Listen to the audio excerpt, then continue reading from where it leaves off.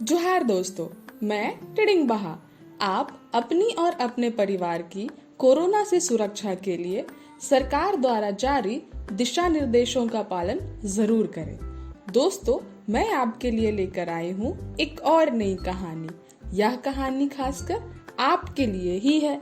इस कहानी का शीर्षक है किसान की कहानी, जिसे लिखा है रोडो बगीचा टोली के छात्र धर्मेंद्र सिंह ने। तो शुरू करते हैं कहानी, किसान की कहानी।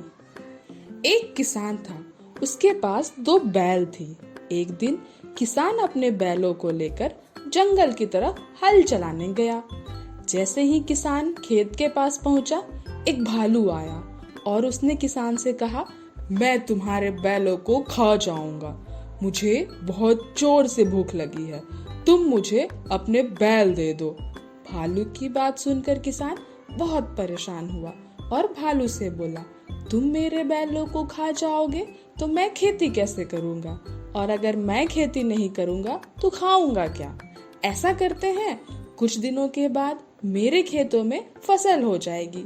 फसल होने के बाद मैं तुम्हें फसल दे दूंगा, जिसे तुम आराम से खाते रहना। यह सुनकर भालू किसान की बात मान गया और वहां से चला गया। थोड़ी देर बाद एक हाथी किसान के पास आया।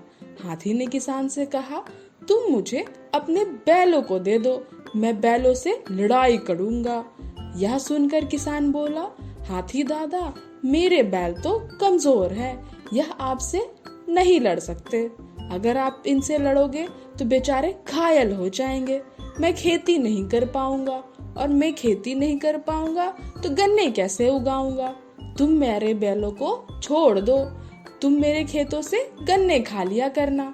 यह सुनकर हाथी किसान की बात मान गया और चला गया। किसान बैलों को खेत में छोड़कर पानी पीने चला गया। किसान के जाने के बाद एक बंदर आया और हल चलाने लगा। तभी एक शेर आया और शेर को देखकर बंदर वहां से भाग गया। शेर बैलों को मारने ही वाला था, तभी हाथी ने उसे देख लिया और हाथी दौड़कर शेर के पास आ गया। शेर और हाथी आपस में लड़ने लगे। कुछ ही देर में हाथी ने शेर को भगा दिया। किसान यह सब देख रहा था। वह हाथी के नजदीक आया और बैलों को बचाने के लिए हाथी को बहुत बहुत धन्यवाद दिया। इसके बाद अपने बैलों को लेकर घर आ गया। यह तो थी कहानी। अगर आप चाहें तो इस कहानी से और भी सीख सकते हैं। इसके लिए आपको ये काम करने होंगे। इस कहानी को अपने माँ, बाबा, भाई, बहन को सुनाओ। कहानी को अपने शब्दों में लिखो और दूसरों से पढ़वाओ। कहानी के पात्रों के नाम और नए शब्द लिखो। यह कहानी आपको कैसी लगी, आप हमें लिखकर भी भेज सकते हैं। बहुत बहुत धन्यवाद दोस्तों, इस कहानी को सुनने के लिए। मैं कल फिर आऊंगी एक और नई कहानी लेकर।